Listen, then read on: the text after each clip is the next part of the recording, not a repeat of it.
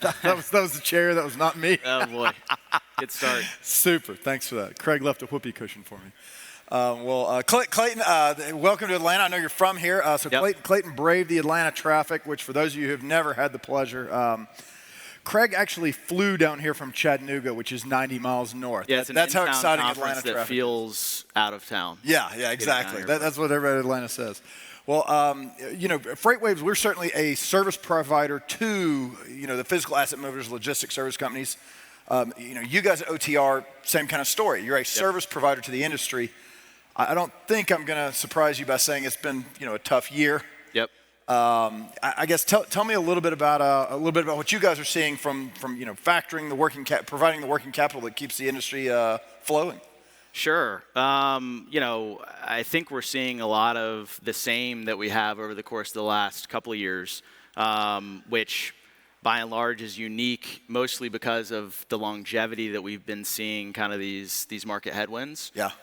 Prior to COVID and the boom, period of 2-ish years. It was the golden era. Yeah, exactly.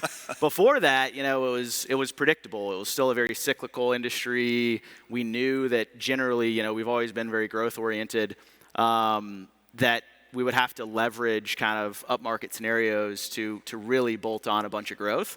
And in those kind of softer periods, I think a lot of us in the industry took the perspective of continuing to invest in those growth measures because we knew that it was going to be a relatively short period Every of time. one of these downturns we've seen, some carriers wash out. 6 months, 9 months, 12 months max, where you're kind of, investing, I would call it, in what you anticipate to be growth in the future.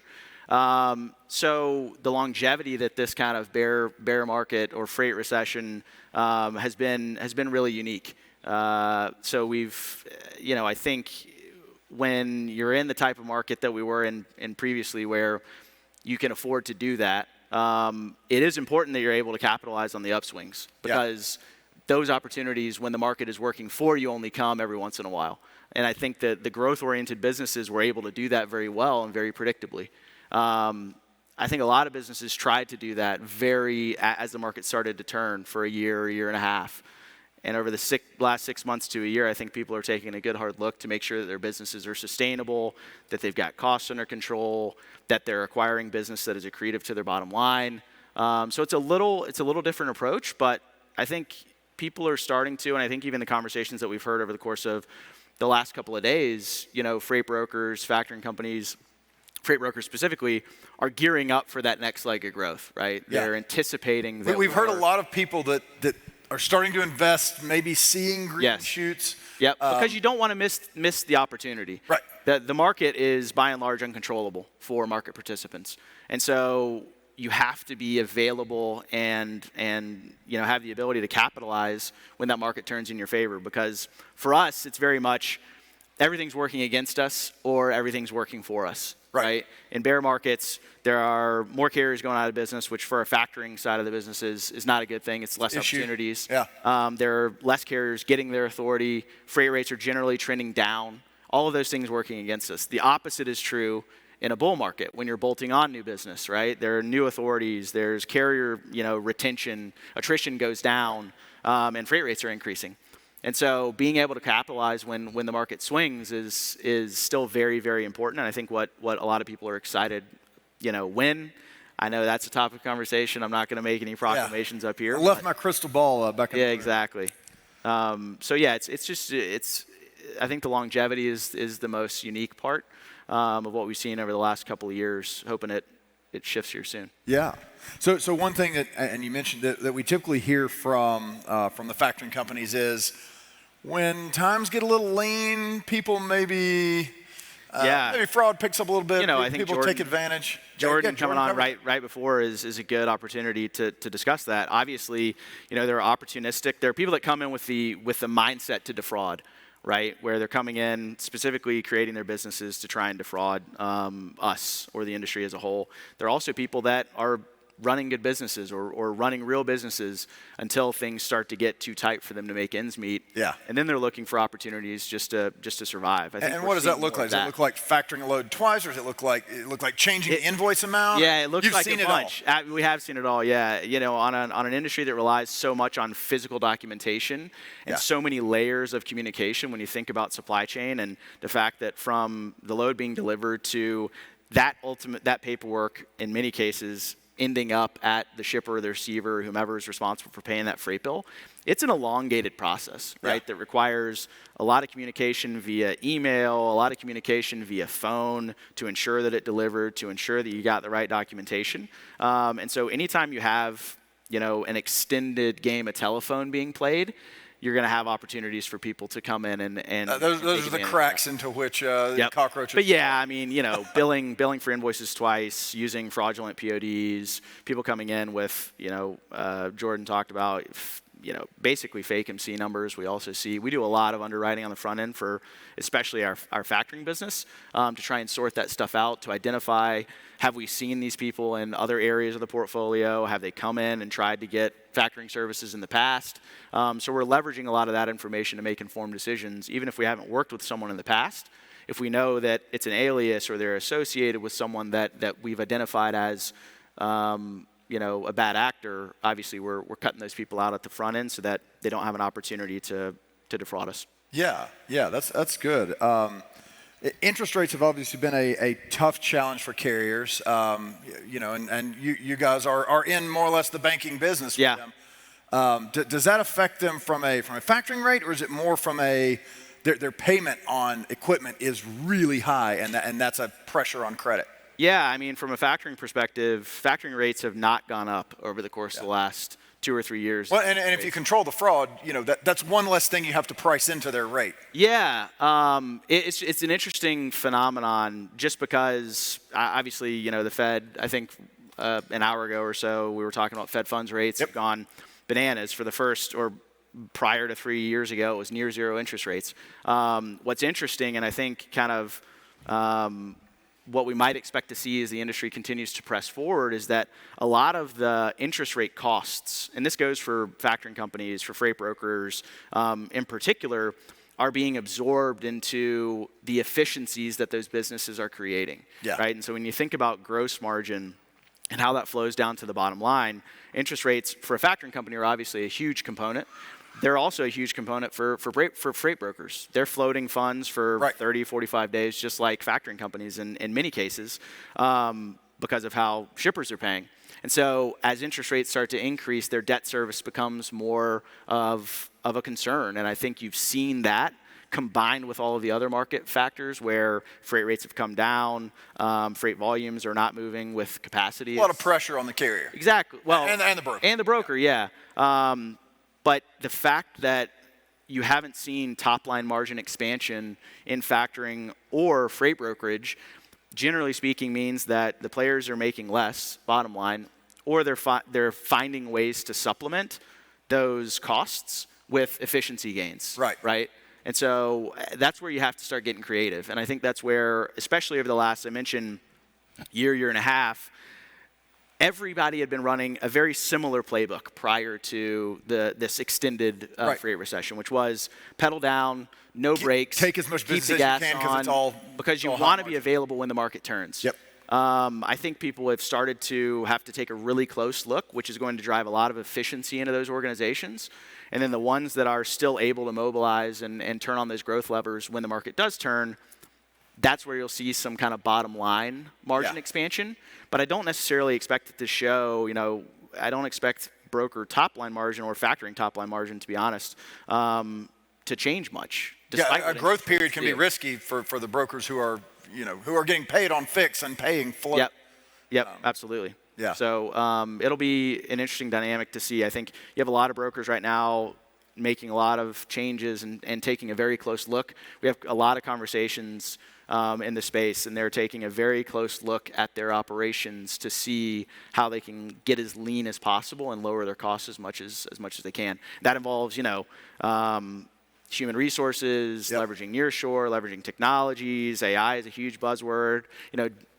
Jordan runs his technology company and doesn't use it, so take that for what it's worth. The most honest technology practitioner here. Yeah, yeah. So, but there are ways to cut costs out of your operations, and I think that's been a big focus, especially over the last year. Does that make you? I mean, the experience of the last 5 years. You know, how do you think about, and how should other, whether it be logistics service providers or folks like us who are selling into that market, what does it make you think about your cost structure through the next boom and bust cycle, whenever it comes?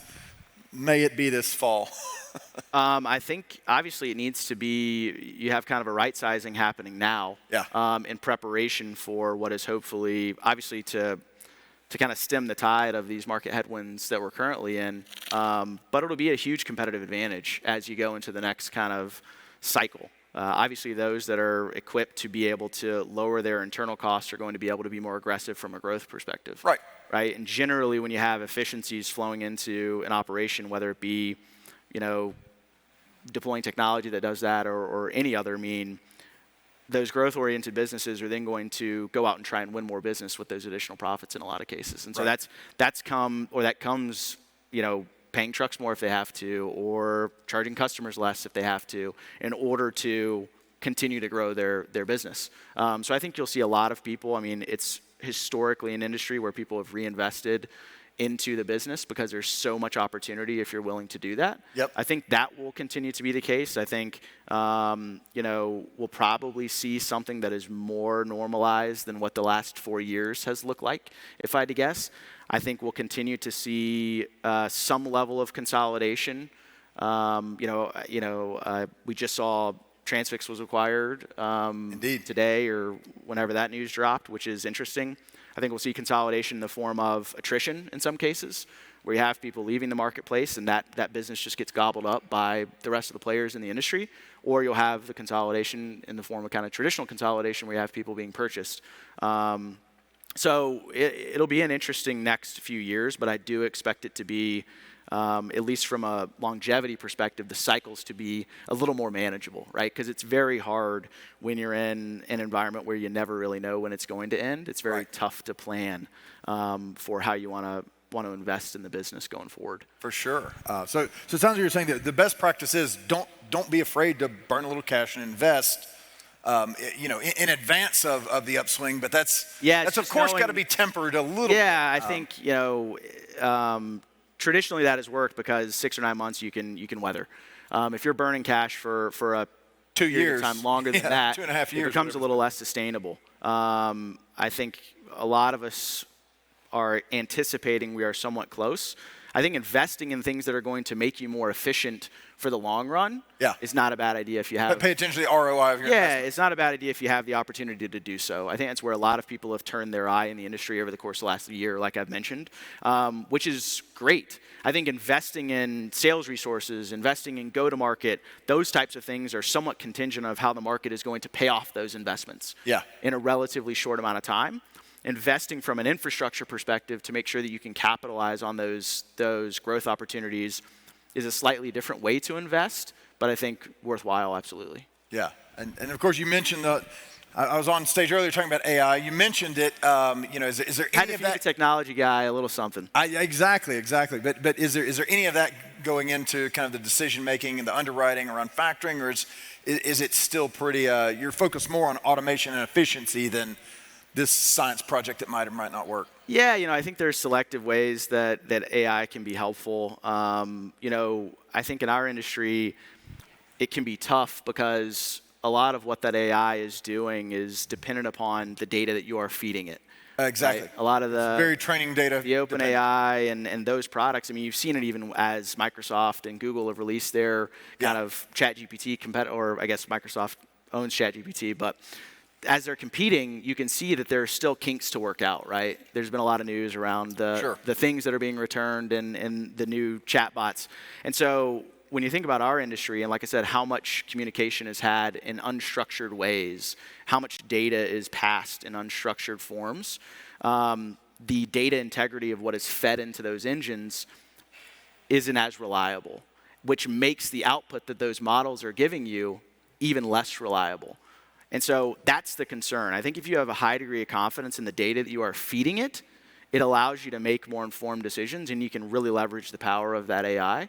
I think in a lot of cases, we're trying to feed it our best guess and expecting it to be able to solve those problems for us, which in a lot of cases, bad data in, bad data out, and you end up making worse decisions than you would have if you would have just taken kind of a more systematic or manual approach. For sure. I think there are certainly short-term ways you can pick up wins in efficiency without deploying AI. I think as that technology matures, it'll start to become more of a factor and something people can actually leverage for benefit. But we'll kind of see over the next couple of years. I would agree. I would say that, pay attention. Make sure you are paying attention. Now is not the time to go. Now is not to go. I wouldn't put all your R&D dollars there just yet. Yeah, it's not going to solve all of your issues just by deploying some generative AI solution. Very good. So we've talked a lot about long-term trends here today, the future supply chain. Let's talk about the future. I think I would say that the growth of the small carrier, that brokerages have supported an increase in the market share that belongs to small carriers. That's been good for the factoring industry for sure. Yes. What do you see that trend continuing? How far is it going to go? What other long-term trends are you guys in the world of trucking working capital thinking about and paying attention? Yeah, I think certainly fragmentation will still continue to be. Will it increase? Long term, I think we'll probably continue on the trend that we have been over the last several, not the short term, but an extended horizon of a decade or a decade plus. Obviously, we are seeing a significant reversion to the mean. Sure. Both carrier markets. When rates are $4 a mile, everybody's a business leader genius. When they're not, everybody. We better rush back and lease on. And we've seen that. I mean, just like everything, and like I mentioned earlier, you're going to see more people jumping into the industry in a market that is improving, that is growing, that rates are increasing in. And so we'd expect to see those short-term trends to remain or continue to exist. I just think they'll be shorter. Right? It'll go back to kind of the 6, 9, 12-month type of trends because you don't have these, it's tough to call it once in a lifetime, but extraordinarily rare events like COVID. Certainly there will be people that remember the story of, I got in trucking and made a ton of money the first 2 years. And then I got crushed for the next 2 years. So I think the overall trend will continue. I think certainly there's still opportunity, especially as the market begins to rebound. Freight brokerage, like I said, is an interesting one. I think there has been a lot of fragmenting in that industry as well, and you're starting to see a bit of consolidation. The market will do what the market does, which is find a point where it is able to at least remain somewhat stable, and you're going to press on both ends, and it'll adjust back and forth. But our market does a pretty good job of figuring out how to get to a point of equilibrium, despite the fact that it takes a lot longer in some cases than we would like. All right. Well, I think we've asked everybody, but short term, which quarter are we going to see brokerages and carriers stop having to hold their breath and maybe get a nice sustainable increase in rates where they feel comfortable again? We're kind of already seeing signs, and we're looking really hard. So that's what everybody says. Maybe we're just not bleeding anymore. We are looking really hard, but we are starting to see. What are those signs? What is that? For us, it's freight rates over similar lanes, and so we're looking really closely at how our carrier business is doing. We're obviously talking to our broker partners, both on the carrier factoring side as well as kind of on the ePay side, to see what they're seeing, what their customer sentiment is, whether it's honestly a lot of anecdotal feedback. How hard is it to book trucks? Is it harder today than it was a week ago, 2 weeks ago, a month ago, 6 months ago? Because that eventually turns into something that manifests itself in pricing. Sure. As trucks become more difficult. And so we're starting to hear that. Tender rejection. Exactly. We were talking about the same problem. We look at it from 2 different angles. Exactly. And so, I think all of that has an impact of when we think we'll see a sustainable uptick. I would say Q4 is our best current guess. But I don't think they're going to go. I don't think it's going to be a 30 or 40% jump in Q4. No. I just think something that begins to put them in a position where they're not completely underwater. Right. Especially on the carrier side. Operating costs, by and large, especially for those that got into the industry in 2020, 2021, 2022, are so high if they're still operating off of that equipment that they purchased. Right. that it's going to be very difficult for them to get to a point where, you know, they're profitable on every single load. So I think we'll start to see and hopefully a gradual climb north over the course of the next 6 to 9 months. Well, you heard it here from your lips to God's ears. Fourth quarter, says Clayton. Thank you for making the drive down from North Atlanta, and always great to see you. You too. Thanks.